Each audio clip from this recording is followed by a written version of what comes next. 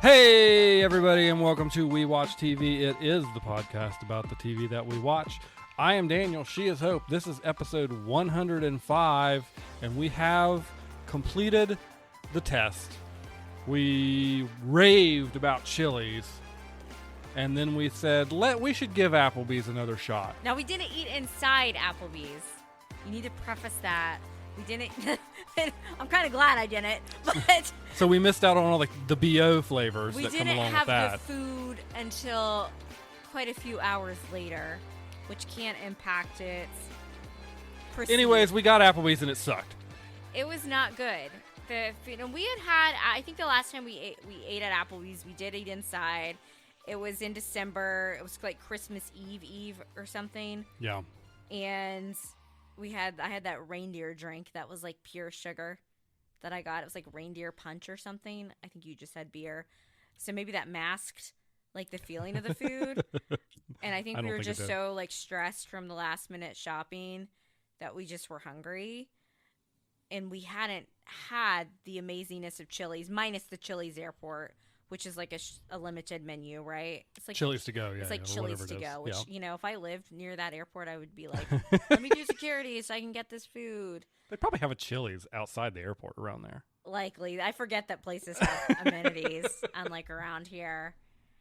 But the only good thing I'm going to say about Applebee's was their packaging. Like the way they packaged our to-go items. So they had the boneless chicken. Not wings, boneless chicken. Oh my gosh, boneless wings. In a package, and then like the chips in their own thing so they didn't get soggy. And what else we got? I don't even remember what else we got. You were raving about their packaging. You were like, at least I love Well, they separated it out. Everything is in its nice little place, and then so it doesn't get all smeared all over the place. Like That's about the only good thing I have to say about it. Correct. It tasted bad eating it. It tasted bad after. It gave me a stomach ache. It didn't hit. And it was such a letdown. It was like going from like a fancy hotel to like a Motel 6. Not that I would consider Chili's to be top tier elite dining, but we did return to Chili's. Yes. We couldn't let last Friday. We could not let the taste of Applebee's remain on our tongues. We had to cleanse it. So we went back to the same Chili's and had a very similar experience. Food was excellent. Yeah, no notes. It was a very stressful week last week. So much going on. So I can't tell you the last time we went out to dinner on a Friday night when we weren't on vacation. It's been a long time. It has been a long time because the last time we did Chili's was after we were running an errand in the middle of the day. Yeah. It's been a long time. That used to be like our thing. We got to eat. The one restaurant that locally that we would go out to eat though, like burned down. Like that had my good queso. You remember that place? Yes. I think that was like right before the pandemic, so it wasn't one of the like it literally like something happened with like a kitchen fire, and yeah, unless it's like, which I know you like B-dubs, but you wouldn't stand B-dubs as much if it wasn't like the only option. I feel like correct, and also I don't put B-dubs in the same category of restaurant as Chili's. It's more like it's way more bar food specific. Even though what I'm ordering at Chili's is bar food, it's like bar food raised a little bit. Chili's is just it's the best chain restaurant. It's how we have the best thing going show wise. It's the best chain restaurant. No, I have a better idea. We're gonna rank them. So we've got 3 that are fresh in our mind. We're gonna rank restaurants. 3? What was the third one? So Applebee's, B-dubs, and Chili's, and then every time we eat at a new one, we're going to add it to the list. I ate at Bob Evans recently. The Bob Evans is not in the same category as these restaurants. It's a chain restaurant. You have to be able to buy alcohol there. Okay. So like a bar and grill mid-tier bar and grill restaurants. So right now, I believe our list is Chili's number 1, B-dubs, Applebee's. I will fight you on those last 2. B-dubs is better than Applebee's. Yeah, we never eat in B-dubs either, though. We always get it takeout. I'm going to say probably I'll agree with you because based on how terrible Applebee's tasted. Like, not even the dip that I got from there was good. This list, to me, applies for takeout as well. Takeout. Like, you say we only eat at B-dubs for takeout. I put Chili's above B-dubs and Applebee's for takeout as well. Because we got leftovers, and I figured out how to use the air fryer to get those Southwest egg rolls warmed up properly and crispy. and they were delicious. So good. I would still say, and I think like probably you would disagree with me on this just because you're not as into it as I am. I would put, because last time we had Olive Garden was Valentine's Day. We get to go. I would put Olive Garden above B-dubs because I love me some OGs. I think we need, for this ranking, for this specific ranking, I think we need to go back to Olive Garden to put it on the list right now. So another to-go experience or to dine in? I think we should dine in. I think we've done to-go enough. I think we need to go back in. When you're here, your family. We haven't seen family in a while. Yeah, though, Chili's, no, it's Triple Dipper. We actually ended up getting extra food because they gave us like a double dipper instead of a triple dipper. Yeah. They like gave us extra Southwest egg rolls. Oh no. And we were so like, so we did that again with the cheese fries. Which, what did you say about the cheese fries? You said something. All right, everybody. So that almost took my breath away. If you know me, this is going to be a shocking statement. If you don't know me, maybe it won't be a shocking statement. I could eat those Texas cheese fries at Chili's as my main course. Texas cheese fries? Yeah. Oh, I didn't even notice. As my main course. And that's just that really is big for you because you are the type of person that you used to be like. Again, Daniel always thought he had to have like some type of steak, like heaven help us. I feel like you never knew when the next steak was going to come. So you like felt like that you had to do that every time at a restaurant, even if it's like a crappy steak. But yeah. I mean, I would eat the cheese fries as a entree as well. Yeah, but you have eaten cheese fries as an entree. I used to get the Aussie cheese fries. It's not a surprising statement when I was for you. like 90 pounds in high school, I would get the Aussie cheese fries as my entree because I could eat it as my entree with no repercussions. Thank you very much. Times are different now. Now I have to have like a fun meal that I look forward to on the weekends usually. But yeah, we were so enticed by the cheese fries, her setting them down on the table, that we didn't even notice. Yeah. And then Daniel's like, hey, where's our chicken? And I was like, oh, they didn't bring us the chicken, did they? So then we got extra chicken. And then, as you said, we ordered extra Southwest egg rolls. Those Southwest egg rolls are top tier. And you know what? They are vegetarian. So I'm just going to consider them healthy, air quotes. They got some black beans in it. Great. And the way I always thought they were fine in the microwave. You know how badly I want to say microwave? Microwave. Like that stupid TikTok. If you know, you know. But you figured out how to put them in the air fryer. And you're like, I'm going to try that. I don't know why we didn't do that before. I think they tasted even better than they did getting them at our table. I don't know that I'm going to go that far, but they were definitely good warmed up in the air fryer. Top tier. Turns out, I just want to go to Chili's every weekend now. Yeah, same. Turns out, like, when it comes to appliances in kitchens, air fryer's not a fad. Pressure cooker, kind of the Instant Pot, kind of a fad. I can't recall the last time we used the Instant I Pot. do our boiled eggs in them. Or it's not Insta. Is it Insta, the brand? Instapot? What is it? Are we having a Kleenex tissue situation? What is it actually called? Is it Instapot? I think you're right. It's probably more like a pressure cooker. And they're pressure cookers, yeah. Somebody tell me. They're pressure cookers. You know what I mean when I say, is it a tissue, but you say, like, hand me a Kleenex? Yeah. But you're right. It's actually like a brand. That being said, Puffs, terrible. Where were we when I had to endure Puffs tissues? Was that when we did the Princess half? You made it through somehow. We did the Princess half in Disney in February, and I always do, like, the Walmart delivery service, and I don't buy it that she couldn't find Kleenex, and they had to do a substitution. And those Puffs tissues, at least they didn't get me the kind with lotion that make your nose all greasy. They were just the regular ones. Not only do I not like the way you open the box, they don't hit the same. Like, Kleenex has earned that right when people ask, like, instead of can I have a tissue, can I have a Kleenex? Because that's what you want. It is like that's a case of where brand loyalty. You want the Kleenex. You don't want the Puffs. Those tissues were garbage. You just sidetracked my sidetrack. We are riddled with mental illness here, folks. So. I was sidetracked praying to praise air fryers, and then you somehow got onto tissues, and here we are. I don't know. Shall we get into some shows? Let's. I actually have a lot to say, and it's actually good things. Alrighty. Well, here we are. Spoiler podcast. Everything we're going to talk about next, we have watched, and we're not going to hold back on saying spoilers. So you have been warned. Also, if you have any strong opinions on mid-tier bar and grill style American restaurants, hit us up in the fan mail and let us know what Am your I favorite missing is. one?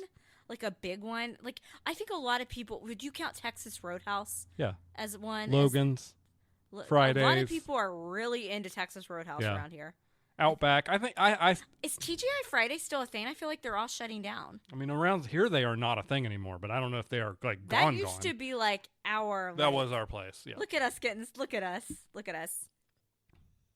Anyway, guys, check those chapter markers to avoid spoilers. Shall we kick it off with Andor season 2 Star Wars Andor season 2 on Disney Plus? It is all out. Yep. You can check out all the episodes now. And I never said that I had an opinion on season 2 yet. You all know what I thought about season 1. Didn't love it. Thought the pacing was slow. I did like the episode with the I can't swim guy in the prison. That one, I don't remember what number that was. I did say, everyone told me, get to episode 4, get to episode 5. And I'm like, no, what y'all should have said is get to the finale. And I did praise them for having a good finale. Well, I'm just going to throw it out. I'm going to go first. Season 2 was phenomenal. Well done. You took the issues that I had. You fixed them. I'm not going to say, because I'll never get to see something like The Acolyte season 2. So I think it's possible to like both. But I am going to say Andor season 2 specifically, and now that I put it as a collective whole, probably is one of the best things that Disney has done with Star Wars. There, I said it. You know what, though? As like Rocky said in Rocky 4, I've seen a lot of changing out here tonight. Everyone can change. All right, I have a question for you. Okay, so you want to ask me a question before I jump in? Yeah, before you jump in real quick, with what you just said about what you've said in the past about season 1 to the point where we took a year-long break between watching it. More than a year.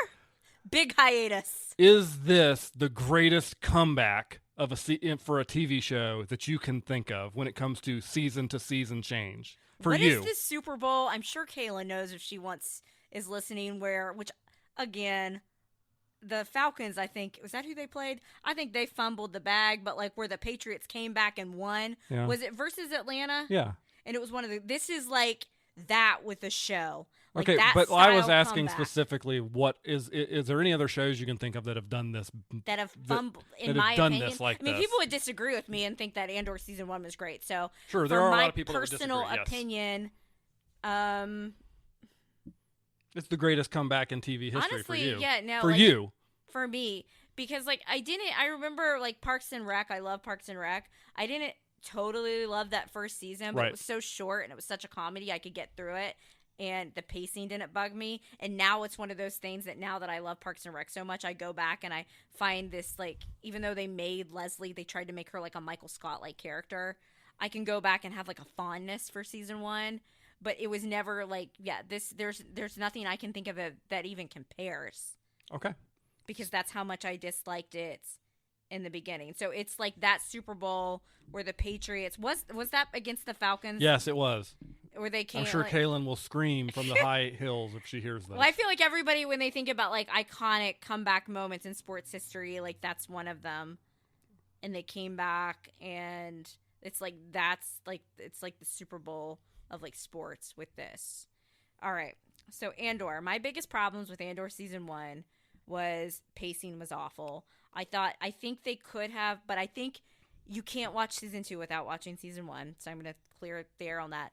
I think the way I would have fixed season 1 is I would have done a shortened, I would have had less episodes. That's actually an example where I'm no, we didn't need 12 episodes.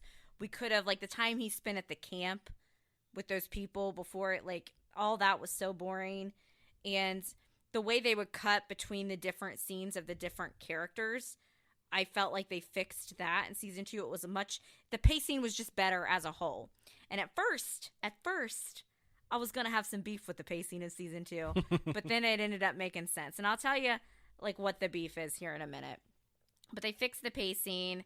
I felt like it was the way they just spurt and they go back and forth between the different storylines. I think that was better done. I think they were It was much more Obviously, balanced of this season. yes, Yeah, much more they balanced. found the balance with Yep. the Force, you could say. Obviously, the stakes were higher, and that does help from a show writing perspective. You told me that you had read that the original plan was for 5 seasons. I think that if they had been allowed to go forward with that plan, I would have hated season 2 because I think they would have done that like glacial pace. Only at the end do we get like craziness. So I think that was the right move by Disney telling them to wrap it up because we know like how old Cassian is. We know where we were time wise. We've seen the finale of Andor with Rogue One. We knew like the time was compressed and there's only so much you can do, and I think it was the right move, like for a storytelling premise as well. But it was fantastic. Now my first, because I know you're looking at me about this and you want me to say it. The season 2 starts with a 1 year later time jump, and I was like, okay, a lot of shows do that. But that's what the format from my understanding, Andor released 3 episodes per week. 3 episodes at a time. It's kind of like each one is kind of then Yeah. a self-contained arc of a story, and in between each of those, this Was a year is time a year jump. time jump. Yeah. And at first I was like, well, come on, what are they doing? And then I'm like, I know I just complained about pacing and now I'm criticizing. That's not what I meant. What I mean by that, and I wish if I had one thing that I would have had them fix with season 1 or season 2 with the 1 year time jumps, is if they could have sprinkled in a little bit more flashbacks to make some relationships a bit more meaningful. Like Bix and Cassian Andor. I know that they had a history and a past based on what I saw for season 1. I assume they'd probably be getting together. I would have liked to have seen them get to that point. Did they just automatically get back together? I would have liked to have seen more from them, and that's just for me personally what I like with my ships, so to speak, on shows is I like to see yearning. I like to see build up. I've never been the type that is jived with like, oh, this is the couple you're supposed to root for. I don't know if the writers for Andor are men or women, but this seems like a man wrote it. like, oh, you're just supposed to assume. And I got so emotional with their goodbye that I even cried because I know, what obviously happens to his fate with Rogue One. But I told you I was never totally on board with the two of them as a couple just because I didn't get to see it. I was like, oh, you're just to assume. Yeah. And I like to see that. Now, the other couple that I liked, I would call them what happens when the 2 worst people you think of get together. I would have liked to have they had a little bit more build and interactions. Dedra and Cyril is who we're talking about Dedra here, and by the way. Cyril. I assumed if you're an Andor watcher, you know who I'm talking about when I say the 2 worst people ever.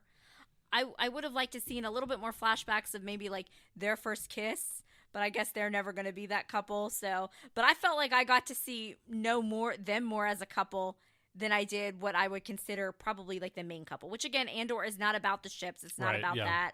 So that's just my thing with the 1 year that gets on my nerves. I've watched other shows that do that, and it's like, oh, these people are together now, and I'm like, please, I want to see it. And probably my guess is one of the episodes that I like, which was in that last set of 3, where you find out how Luthen and is it Clea, how they met was almost entirely a flashback, was one of my favorite episodes of the season.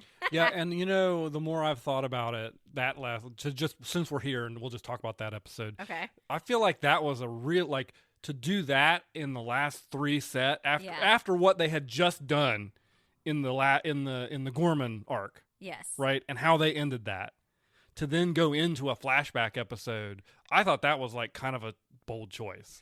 I can see a lot of people not liking that. I would agree with you if it had been a weekly release to go from that, but because you knew you had 2 more, I think it was less of a bold choice. But I could still see honestly, I feel like Cassian is less featured in those last 3 episodes, but we've kind of got him to the point. Yeah, he gets a movie. So we needed to see what else happens. So that's just going back to the season as a whole. The 1 year time jump thing did work for when I realized exactly what they were doing. So again, like my only beef was I just wish I could have seen a little bit more thing because I'm a relationship, not just relationships romantically, like I like to see characters. I like to get to know them a little more. I would have liked to have seen that, but in terms of, like you said, there was a way better balance. Almost every episode was so good. Like, it's hard for me. Like, I think one of my I love the wedding episode. I don't know which one that was. That was like the third episode, yeah. We already knew that Mon Mothma was basically going to sell her daughter for the rebellion. And can I just say that we all deserve at some point just to have a Mon Mothma level crash out? That's the way they did that song in the reception, with her just being like, well, screw it. I'm going to get drunk. I'm going to take all these shots, dance around. And she knows, like, that her buddy's about to die. Yeah. Because he can't be trusted. So she knows all that. She knows what she's done with her daughter. She's clearly in a loveless marriage. Still don't like, never my opinion of her husband. We'll get to that in a second. It's just but then they had that music going with other parts that were very tense in the show. Like, was that where Cassian, what was he doing at that point? So that was when Cassian was coming back to that wheat planet. And to save everybody, because the Empire was doing the inspection. Was already there. Yeah. Yeah. So they just used that music, like, the whole time, and I thought that was brilliantly done. Do you have any thoughts on Mon Mothma crash out wedding? Yeah, that whole scene there at the end of that episode to close out the first arc was really, like you said, just incredibly well done. And honestly, like, most of this season was just like, it was so good. Like I said, I told Daniel, I was like, I'm gonna have to come on here and I'm gonna have to say, you know what, but you know what, I wasn't wrong though, because I said I might like season 2, but Andor got good. Like, it's now that we have season 2, I give it the awards. I don't know. Are there people out there that like season 1 better than season 2? Because those people I haven't really seen too much talk about that yet. I think it's one of those things where, I haven't really looked a lot on the internet post the season ending last week. So we'll see. I have. I think I'm on an Andor specific Reddit. Be very hard pressed to make a case that season 1 is better than season 2. And I thought I enjoyed season 1 better than you did. Like, I thought season 1 was very good, but season 2 is like, if you ever had to have a conversation about best seasons of a drama show, I think you have to. Andor season 2 is in that conversation. I still think, like, when it comes to my personal things, like, me personally, that was it season 2 when Luke showed up on Mandalorian. Yeah. And that moment is top for me. I'm not going to say that season of The Mandalorian, though, is better, because clearly it's not. I don't remember what happened. Besides Luke showing up. I think Ahsoka season 1 still stands out to me as probably being my personal favorite thing. I mean, obviously, I really like Ahsoka, and I like getting to see Anakin, so I'm always going to have bias towards that. But if I'm taking a step back and I'm like, from a purely, storytelling perspective, what they're trying to accomplish, I can say that Andor season 2 probably is, since Disney got their hand on Star Wars, one of the best things to come out of it. And I can admit that. I think that it's pretty clear to me that of all the things they've done, Disney has done with Star Wars, Rogue One, and now Andor along with it, that story that they tell from season 1 of Andor to Rogue One is the best thing, in my opinion, Disney has done. And we always, I feel like, thought that of the the sequels, Solo, Rogue One, that Rogue One was the best. Yeah. And this Rogue One, what it did was it made everything with A New Hope matter even more. And now, like, double that by 1,000. I saw this meme, and it was like, imagine that you do all this work and put all the sacrifice in, and these two goofy idiots get all the glory. Yeah. And it was where she's given the medals to Han and Luke, which obviously we know, like, Luke helped, Vader get back to Anakin again. Han played a role, but you really see, like, the, all the behind, the people that didn't get the glory, the people that sacrifices, like Mon Mothma basically sacrificed her family. Yeah, it's also interesting to look at that scene from A New Hope and think about who from Andor could theoretically have been in there. Yeah, watching this, going, these guys are really. But anyways, it just made everything, just like Rogue One made everything matter more. Like I said, this just Yeah. a thousand times. It's funny to think that all of this storytelling came from the first line of the opening scroll of A New Hope. After the rebels have just won their first major victory. Like, that's it. Rogue One came from that sentence. And now here we are with all of this stuff. I want to talk about my favorite episode of the season. Okay. Who Are You? Oh, that episode was really, really good. That's where the end of kind of the Gorman arc, very Cyril focused. Mm-hmm. It's intense. So intense. I don't know if I would call that one my favorite episode. I think my favorite one is the Mon Mothma speech, that was after that. That was the episode after that one. The episode after that, but that entire, were they in the 3 set together? Yep. That was 2 and 3 of. Yeah. Yeah, that entire set that was released that week was top tier. I definitely agree with you. That one's right up there. I never thought that I would be, because I hated Cyril so much in season 1. Like, yeah, Dedra, like, him. amused me, but, like, he was just like, oh my God, this guy. But then I find myself, like, desperately wanting him to be better. And this episode kind of, like, his eyes were opened. He finds out that Dedra was lying to him because they are together. Is it Deidre? I feel like they call her Dedra on the show. They call her Dedra, I think. I feel like we're calling her Dedra. Yeah. Whatever. Deal with it. He realizes that she's been lying to him, and then you finally see it click in him a little bit, like what exactly the Empire is doing when he realizes what is happening. Like, not only has he been used, but like all this is going down. So we have that whole big moment in the square where basically the Empire showed up to incite an insurrection. Yeah. More or less. So they can mow them down and have a justification for ripping the planet apart. So he's walking around and it's just like he's seeing what they're doing, what's going on, and he's just almost like despondent, like, what have I done?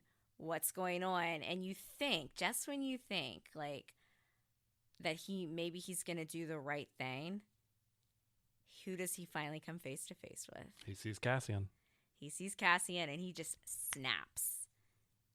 They start fighting, and Cassian basically like, who the heck are you? And I do believe that where Cyril pointed the gun at him, before Cassian even spoke to him, there was a moment of hesitation. Do you think that and then of course, here's the spoiler, where Cassian's like, who are you? Somebody comes in, one of the Gorman guys, shoots Cyril, Cyril's dead. Do you think that he would have pulled that trigger? Or do you think he was thinking in that moment, like, do I really want to do this? Because I think all the rage of everything that he had been through, and then seeing Cassian, who he kind of blames for his lot in life, was all coming out in that fight. But I feel like he hesitated. He had the opportunity. He had him right there. Cassian was on the ground. He could have shot him right there. And in that moment, right before he got shot, and like you said, even before Cassian delivered that devastating line, he didn't shoot.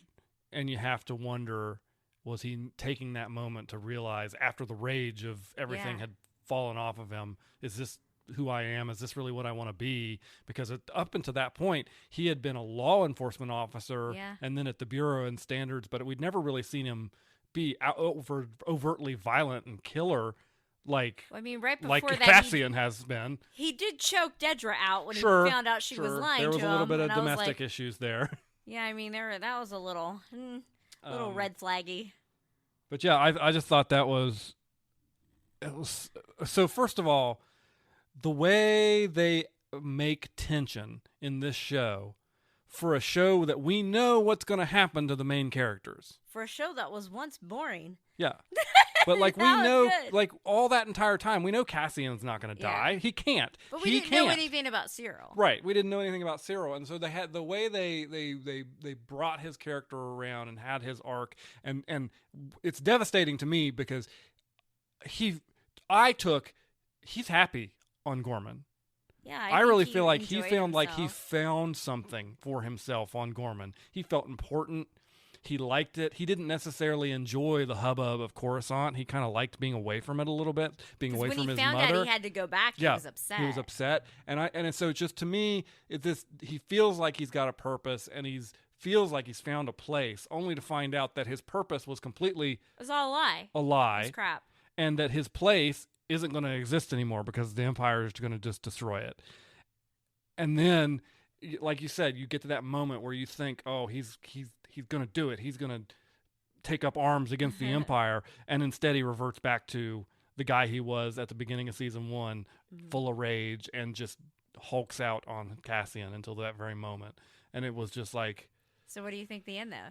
Do you think when he held back? Because he had the perfect shot. I don't know. I don't know. I think he's an example of, and I don't want to get too political, but where people make a choice, they align themselves with a certain, way of thinking, a certain, person or figure, and then they realize that they made the wrong choice. They made the wrong choice, but they're not brave enough or bold enough to admit that they did. Yeah. And they double down. They either double down on it or they just are frozen, walking around. Yeah. That square with everything going on, like Cyril. I was Cyril. His name's hard to say. But can we say something funny about Cyril, though? Him laying down on the episode. So we have the episode, I think it was like one of the first or second of the season, where his mother comes to visit him and Dedra's place on Coruscant. And I can just say, Dedra, she's difficult, but she did, I think, what a lot of people wish they could do to their in-laws or their family members or whatever. She basically laid down the law with his mother, and I feel like that's the first time anyone's ever stood up for him and his mother. I think in her own twisted way, despite lying to them, what she wanted the power and glory, she did love him in a weird way, and that's an example of how she did. But he's just like peace out, and he's just laying on the bed in distress. What's the from Wicked? Like Glinda on the bed from Wicked. It is objectively I think maybe the funniest thing that has ever been in Star Wars. Like that shot of him laying on the bed like that. Because we laughed so hard.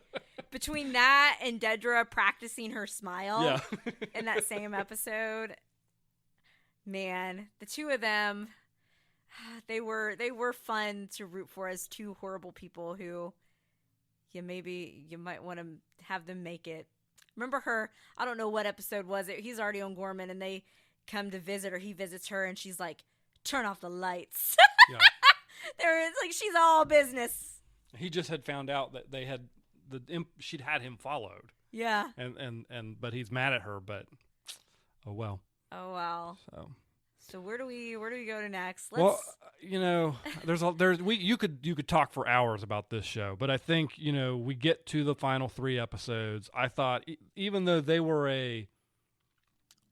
I don't think they were as good as the 7, 8, 9 episodes. The ending of the Gorman arc leading into Mon Mothma's speech. I do think they were really good episodes, and I think it's interesting to look at, in my opinion, where everybody ends up at the end of this series. Well, I know you don't want to talk about everything, but we have to talk about Mon Mothma's speech. So oh yeah, sure. No, I'm sorry. Yes, we do have to do that. We have to go back. We have to go back.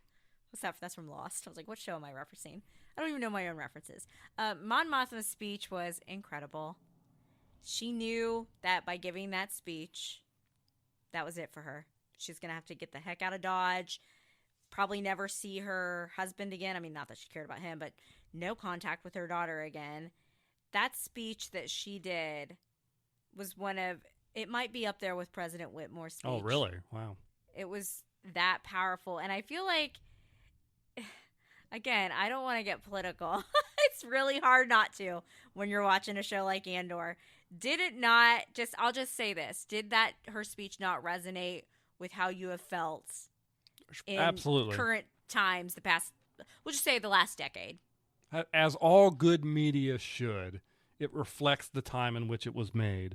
And I think Andor Season 2 was very reflective of the time that we live in now. But so she's working with fake Bail Organa. I'm going to call him that because he's not the real actor. With Benjamin Bratt, who stepped in as Bail Organa, who, did the job he did, but it never felt like Bail Organa to me, so I'm just going to call him fake Bail Organa. You guys don't have to deal with it. She's working with his people, and there's a mole in his group. So not only do we have her finishing the speech, this is like our Love Actually moment where we have the two characters, she and Cassian, finally meet. Yeah. Because he comes to rescue her, and we find out who the mole is. But then I feel like even after she gave that speech, Mon Mothma didn't realize what it was really going to be like to truly be part of the rebellion, and that's where she had to make that choice. Yeah. And it all comes down to her driver, who she knew was spying on her. They see her driver. Her driver says something, and what did Cassian do? He just shoots him. He just shoots him. Do you think there's some discourse online? Do you think the driver listened to her speech and was going to come around and help her, or I think they intentionally put ambiguous? 2 shots of the driver listening to her speech and then going to try and get her, to leave it up to what were his actual intentions. Yeah. But Cassian was correct, 100% correct. If Cassian's mission is, I got to get her out of here, and she just got done. He had no time. And he had no time, and he just said, "Who is that?" She said, "That's my driver." Yeah. And he said, "Can we trust him?" And she said, "He's a plant." Bam. Yeah. And I think that just solidifies the difficulties of being part of the rebellion, is that, like what Luthen said, like, I'm going to have to live with the choices I make. And I'm going to have to live with what I did. That's what he said in season 1. Yeah. In one of the few good episodes of season 1. That's what he said. And it just, you see Cassian in that mindset. And I think Mon Mothma still wasn't fully there yet. She hasn't fully trusted Luthen, and for good reason. But she wasn't she was wanting to stop Palpatine, she wasn't exactly part of the rebellion, I feel like, until that very moment that he got her out of there. So I just, that whole sequence again was some of the best TV I've watched. They really did a good job of keeping us on the edge of our seats. And then also, before we get into the last 3, Mon Mothma's cousin, was her cousin's name Beth? Val, I think, is Val? what I Why remember. am I coming up with Beth? I don't know. Where's that from? I don't know. I don't remember what her cousin's name is. I just call her the girl from Game of Thrones, who I like as blonde better. I like her blonde hair better. But I guess you could write the argument she's been we all know, again, we'll get to this in a minute, what happens with your fashion and your hair when you join the rebellion full time. So I'm guessing that's why her pretty hair was gone. But we did get a little bit of a relationship payoff with her and the other girl. Yeah. They were able to meet up again. They admit their feelings for each other. They kiss, which that might be the first same-sex kiss between 2 main adjacent characters. I know it's not the main. I think so, yeah. In the Star Wars. I know there was I think in they put Rise it in the of Skywalker, background of but Rise a very of Skywalker. background. It doesn't count. So we had that moment, and I said, they better not do anything to this couple. Not even 2 seconds later, her girlfriend is shot by the people that were part of, like, the whole plan on Gorman. It was just caught a misunderstanding. You can see how the rebels were very disorganized throughout. I think that's what season 1 tried to show, and season 2 shows them trying to come up with more of, like, these quote unquote rebel alliance, so to speak, and what it took to get there. But that really annoyed me. I didn't enjoy that. What did you about? Because I was so excited, and then they took it away from me. Classic storytelling. You finally get some more detail on those characters, and then one of them gets it. So that's just what happens. So we get to the final 3, and I'll go through. It's pretty, like, basically Luthen has been doing all this stuff for years in the background. Yes. And, or as we caught him from season 1, Bill. Yeah, and the ISB, Dedra, have been trying to track him down all this time, and finally manages to do it. And I'm going to be honest. And Dedra, we have to call it out. She's violating her own orders and protocol. Correct. Yes, she is. To do this. So she's so obsessed with getting the glory and catching this guy. She's actually, as one could say, acting like a rebel within the Empire. I think there's some subcontext there, too, with the way Luthen was talking to Clea before they bugged out. Mm-hmm. That she was talking about he's gotten a little sloppy, and he kind of had a smile. And I wonder if part of his sloppiness, so to speak, I'm using air quotes there, was actually intentional to keep the Imperials looking his way instead of looking out into the galaxy. I think you're right, because at that point we had discovered the Death Star. Yeah. And got the information that we need, to proceed. And I think you are exactly right. I don't think it was sloppy. I think he realized what was going on, and he knew he was going to go down, and he made that sacrifice. Because if not, and she actually had to, because they didn't fully kill him. She had to sneak in and go basically off him, because she knew they would torture him to get that information out of him. So it was doing so many sacrifices, even at the expense of your own character, to go through with the rebellion and to take down the Empire.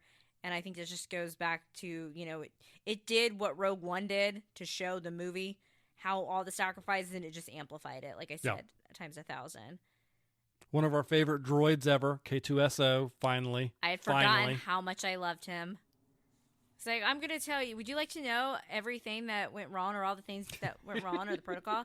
I'll tell you, 8.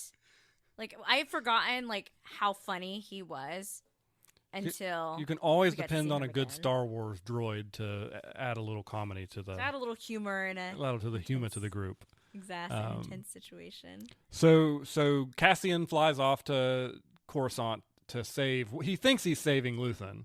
Yes. But then he gets there and he finds out Luthen's dead, and he's getting Clea out of there. And we got the backstory, how she and Luthen met. We did get to see Naboo for 2 seconds. Go off, Queen. They didn't say it on screen. I don't know why. I think it was meant to be an Easter egg wink, but I was like, oh my gosh, is that Naboo? To the fight, I made you pause it, because Naboo is my favorite planet. And then I went on Reddit, and everyone was like, is that Naboo? And I guess they have since confirmed that was in fact Naboo, which I wonder why. Do you think it was just kind of an Easter egg hint? Because we know not only is our beautiful Padme from Naboo, but that's where Palpatine is from. Yeah.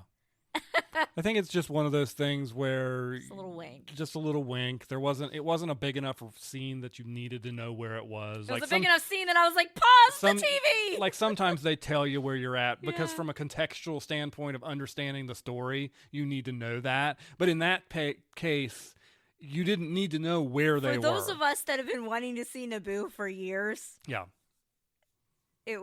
I wish they would have just told us, but now that they confirmed it, I can deal with that. So Cassian extracts Clea from Coruscant. Dedra is in some trouble, and Ben Mendelsohn has a terrifying, and he was terrifying in that scene, where he's interrogating her and he puts his finger on her head like that. You might as well be a rebel. Yeah. And that's when I guessed what her fate was going to be. And so Cassian gets Clea back to Yavin and the rebel base. He delivers the information that she had about the Death Star, or what they don't know what it is yet, but they know there's a weapon being produced. You see some more of the rebels, fighting infighting with each other. Bail Organa. And then they finally, talk to Saul Guerrera's folks, and Cassian. So we'll start with Cassian, because he got the least amount of payoff at the end here, because his payoff comes in Rogue One. He gets a whole movie. Yeah. We last see him getting on his ship to go do what we see him do at the beginning of Rogue One. And then we get the payoff for the other characters. Before I say anything nice, I remembered something that I do have to call out that made me really mad when we watched it. Okay. Season 1, you said that she had to change from F the Empire. They made her say something nicer. Yeah, fight the Empire. Fight the Empire. You can't do that and then have such a violent act against a woman, against Bix. I mean, the guy. So we're scrolling back. Yeah. One of the early episodes, and we've got the Imperial people showing up on the planet, the farming type planet, which she would later go relocate to. That's where she goes off to, right? Yes. She is very much assaulted, and I could have inferred what they were doing without them. They really showed a lot. I mean, they didn't show him actually doing anything to her, but pinning her down, punching her, yeah, it was graphic for Disney. Yeah. If you're gonna say that you can't say, but then you can show that really bothered me a little bit. I think they could have. I think it was inferred enough with a couple scenes. I really felt maybe they really wanted to shock, but I'm like, if you can do that, then you could have said F the Empire. Well, I think you said it. I was a little triggered by the scene. Yeah, I'll be honest. You said it to me afterwards, and so I'll repeat your words. You said they couldn't say the F word when a woman wasn't allowed to say the F word in a very powerful and empowering speech, but we were on the very next season we're allowed to show a woman getting assaulted. Yes. And so they censor that, but they don't censor we this. We could show violence against women. Yeah, there's a disconnect there. That made me mad. And we had to see Cyril choking Dedra. Yeah, exactly. I didn't like that. Yeah, and so there is a disconnect there for me, and I think that if they had allowed the F the Empire to go through, I might not have as much criticism about it. Yes, thank you for explaining that better than I could. So let's jumping All back. Right. So I already said what. Should we start with Bix? Let's start with Bix. So that's the last person we see. She left Andor. Cassian said basically she realizes his fate. Our little moments that we got with the Force was they met this lady on the Rebel base that was like, I feel like this is your destiny. Bix realizes that he's always going to be saving people and that for the cause, she's what's holding him back. Because he's ready to quit and leave and just go off with her. And she's like, I love you, but maybe when this is where I started to cry. She's like, when this is all said and done, we can do all the things we always talked about doing. And obviously that's sad and heart-wrenching because we know we can't. So what's she doing? She is going off back to that planet. Well, she leaves. She leaves. We don't really know where she goes until the very end. And then at the end, there's been a time jump because we see her on the wheat planet where we saw her at the beginning of the season because they had some people that they knew there. Yes. And she's walking through the wheat field. We see the little droid playing with other droids being happy. And she's carrying a baby. Which we are to assume that is. Yeah. The baby looked about a year old. Yeah. Which would have made sense because she left before the last time jump. So. And I think you said one of the creators said we're not sure. I think they're I'm being pretty cool sure. There. I don't think Bix is booing anybody. Of course, now I've seen a bunch of people who don't pay attention to canon saying, "Oh, that's Oscar Isaac's character." Like Poe Dameron? Poe Dameron. That's got to be Poe Dameron. And I'm like, no, there's an entire comic book run that is canon that talks about Poe Dameron when he was born. Oh, he's so cool if it was, though. Oh, my gosh. Throw out that comic book. So you would be on board with that? I would be. Because they look like they could be his parents. Because let's put it this way: Poe Dameron's canonical birth is within plus or minus a year of that kid, so you could make it work. Somebody get in there and tell them comic book. Sorry, this isn't canon anymore. That's actually good.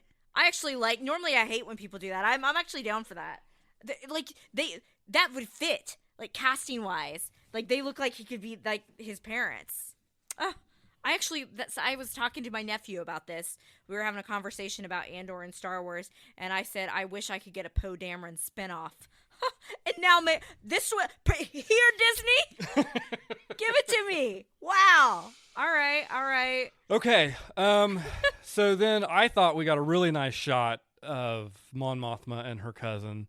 You can kind of see how things change in life because we've seen them really dressed up in their nice attire on Coruscant, and I'll let you cook on that here in a second. But then the last shot you see of them is just they're sitting there having a nice conversation on the long bench in the food wherever with all the other rebels and their dirt and how they talk. And I just thought it was a really brief moment, but it was just kind of nice to see the families there talking to each other on the base. Now go ahead. Now while nice, I think that one of the biggest sacrifices of the rebellion was Mon Mothma's wardrobe, her fits, her hair. We need some better stylists in the rebellion. She had Padme always had gorgeous fits in all the prequels, and I thought Mon Mothma had some of the best fits. And then her little rebel outfit, I'm like, whoo, your fashion's taking a hit, baby girl. And then I know they had to get her hair to look like how it did at the end, but I'm like, is no one good at cutting hair with the rebels? Well, she couldn't bring all those outfits with her. So one of the biggest, one of the biggest sacrifices was Mon Mothma's wardrobe. And of course, close to that scene, we got a little peek at Mon Mothma's husband. We did. And are you going to let me cook on this too, go ahead. boy? Okay. So clear back in the wedding episode, when we had whoever her daughter's family was marrying, we had the mother of the son, and I was like, the mother of the son is very chummy with Mon Mothma's husband, who I hate, and I'm like, I bet they have a side thing going on. It turns out your girl was right. I can always sniff it. I sniff a dirty dog when I see one, boy. And now I'm talking like Jimmy Jim's son.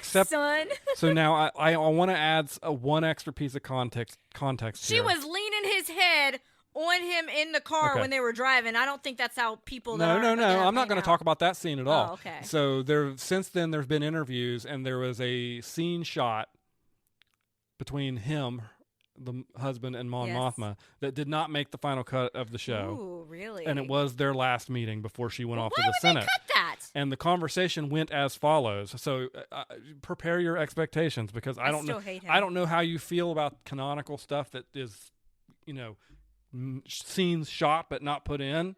But the whole Mon Mothma we have now is one of those. So I mean, I feel very strongly about Revenge of the Sith. The conversations that Anakin and Padme had about politics that was cut, I consider that canon still. So he told Mon Mothma, "I know what you're doing with the rebels. I've known the entire time. He just doesn't care. The Empire interrogates me once a week, and Why would they cut that? And I say nothing, and that's where they leave it."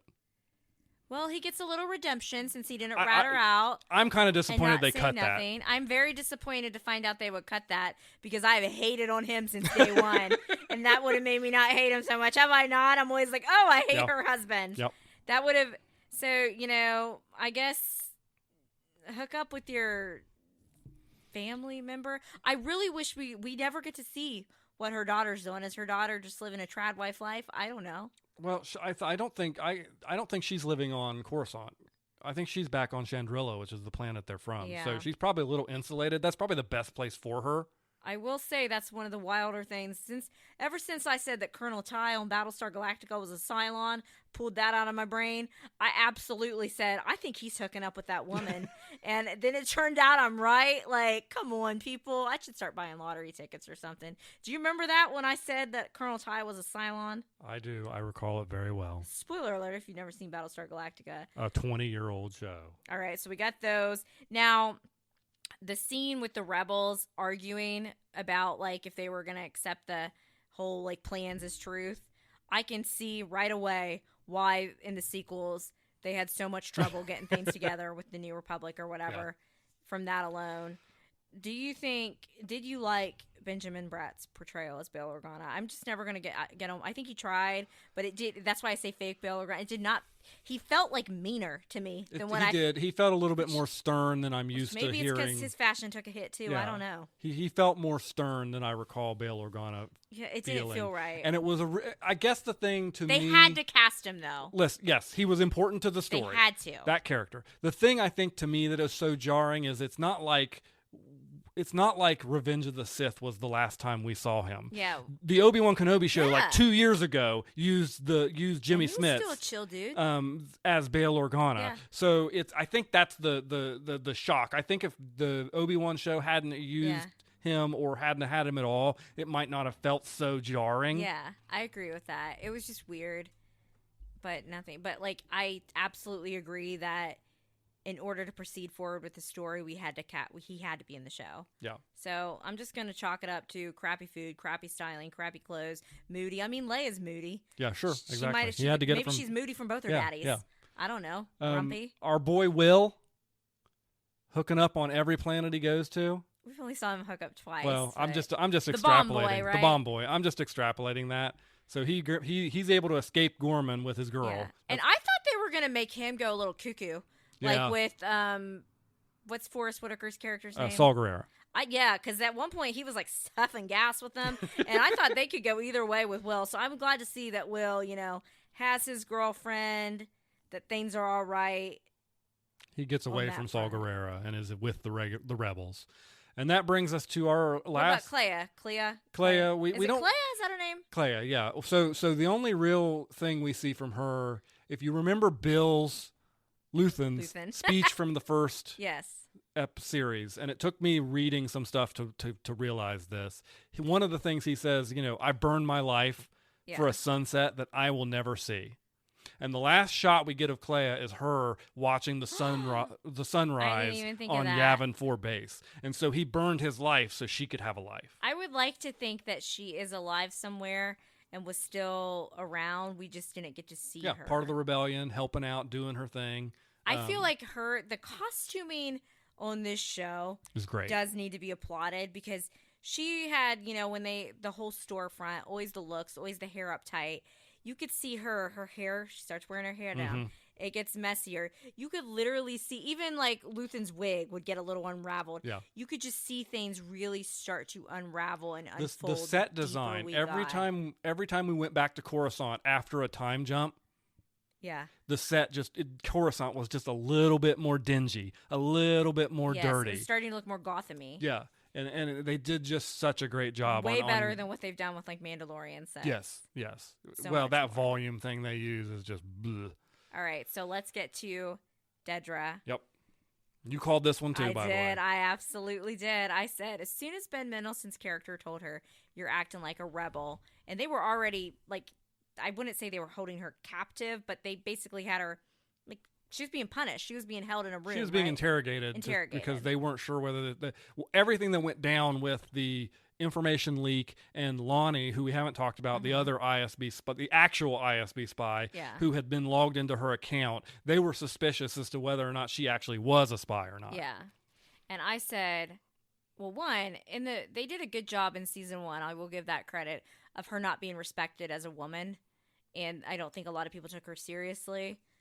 And I don't know what she was just always wanting to prove something for the glory at the sacrifice of her own relationship. Because I do think in her own messed up way, she did love Cyril, but not at the expense of her career, of getting the glory, so to speak. And I turned to you and I said, oh my gosh. As soon as he said that line about the rebel, I said she's going to end up in a prison, probably the same one that Cassian was at, working on the Death Star with her bare feet, and that's going to be her fate. And what do we see here? We see that shot of her making that grumpy face, wearing that white and orange prison outfit, and I was like, yes, I got it! And we found out earlier in the season that she was an orphan and was raised by the Empire to do this. So in a way, she's always ever been a prisoner of the Empire. Yeah.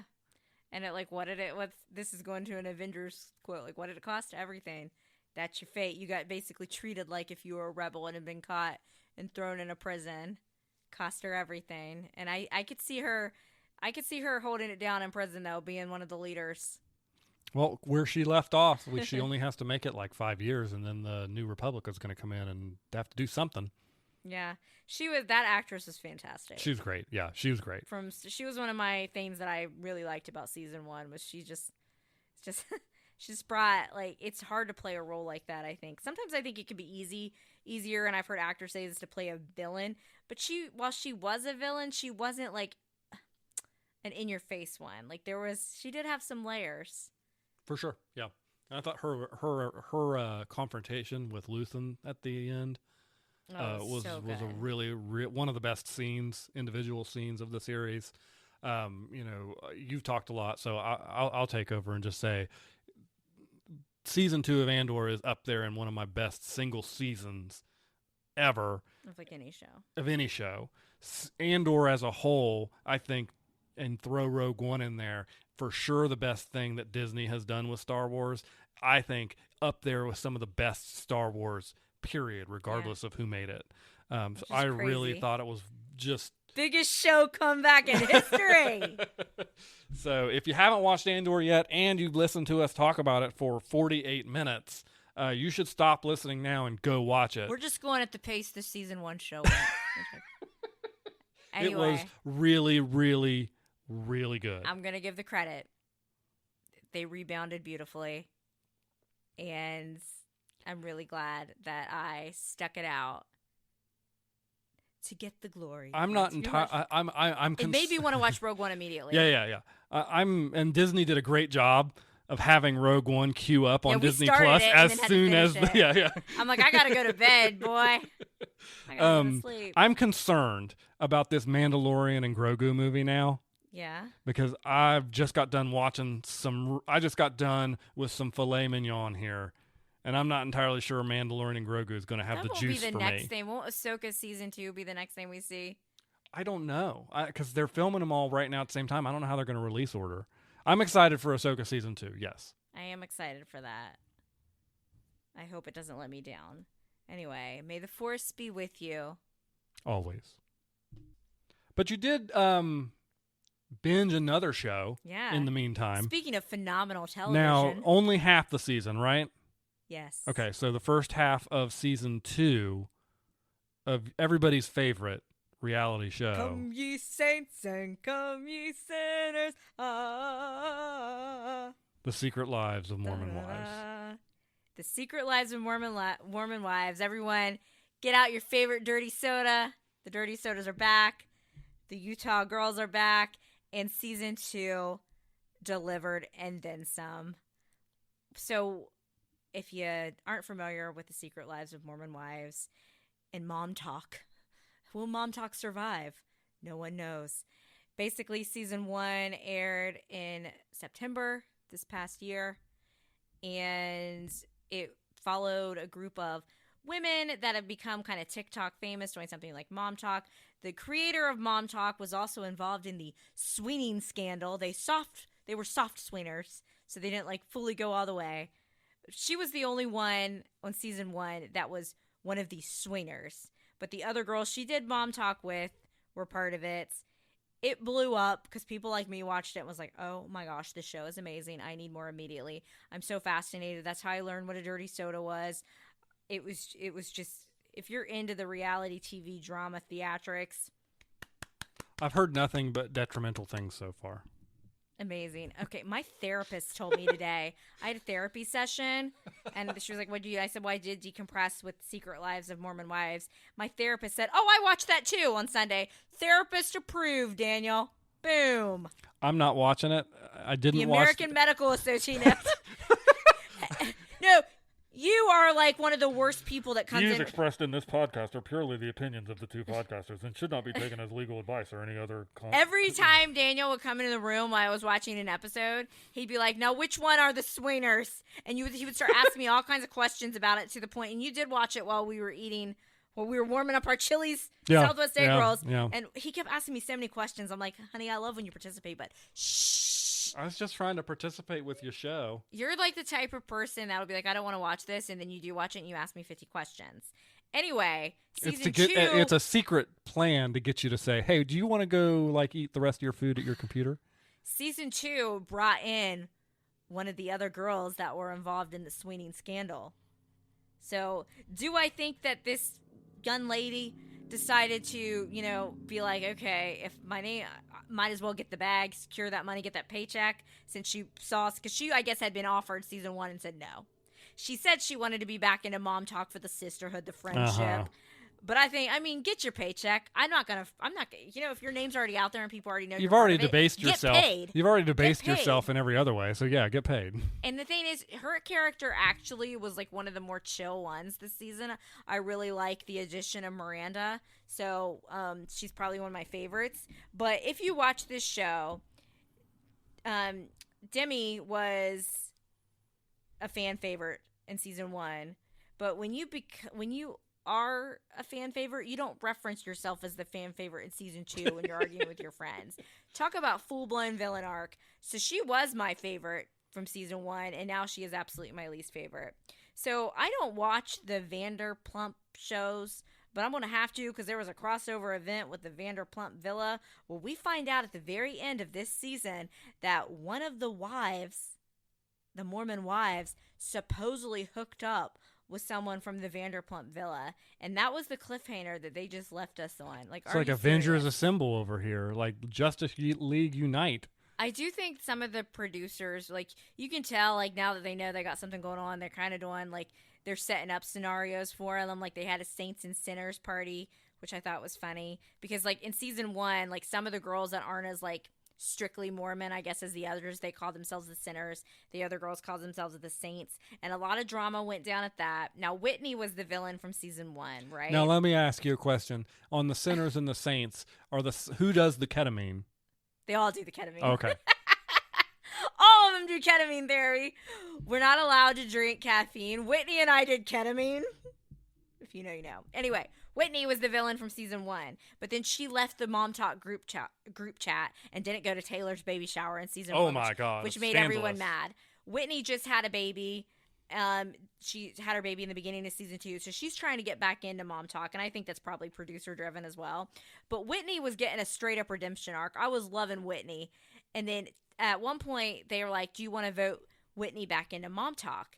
And Taylor was the only one that raised her hand for yes. So that was like mid-season episode. So we get through towards the end, and Demi's trying to get everybody to turn on Taylor.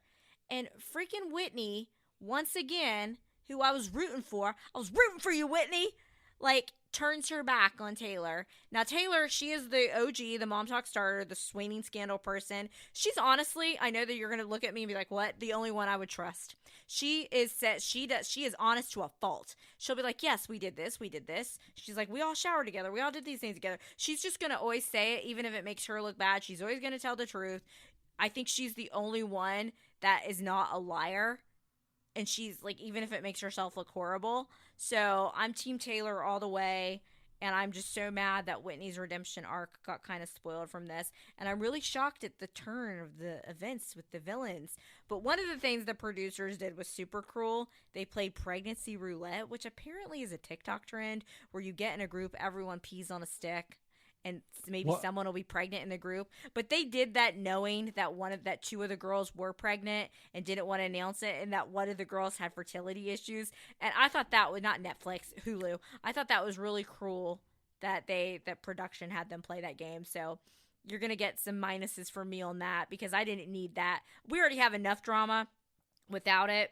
I didn't need that. Do you have something to say before I say a couple more things about this wonderful, intelligent piece of television? Cassie, that marker in your mouth, I peed on it. 4 Christmases. Mistletoe. I'm crying mistletoe about you talking about this show right now. Okay, well, I have to talk about Zach, Jen's husband, who they are now saying that they are not related to Ben Affleck. Jen Affleck, Zach Affleck. They said in season 1 they were related to Ben Affleck. It came out that they weren't. And now Zach was basically like gaslighting Jen, saying like, oh, my family was always just joking about this. And she's like, what? No, you told me it was true. So they tried to make Jen a little villainy at the beginning. But I think while she did lie about stuff, I think it was to people please. But Zach, who looks like the little evil villain from The Incredibles. First he had looked like Cody from Sister Wives with the long hair. Now he like the little evil villain in The Incredibles that's trying to be like an evil little superhero. That's who he looks like now. Did he come off better in season 2? Of course, but I'm not buying it. I'm not buying it, y'all. If you watch this show, I think that Zach is now very well aware of the cameras and was trying to make himself look good. So he's still nothing to me. In fact, almost all these men are just gag, puke. Don't like any of them.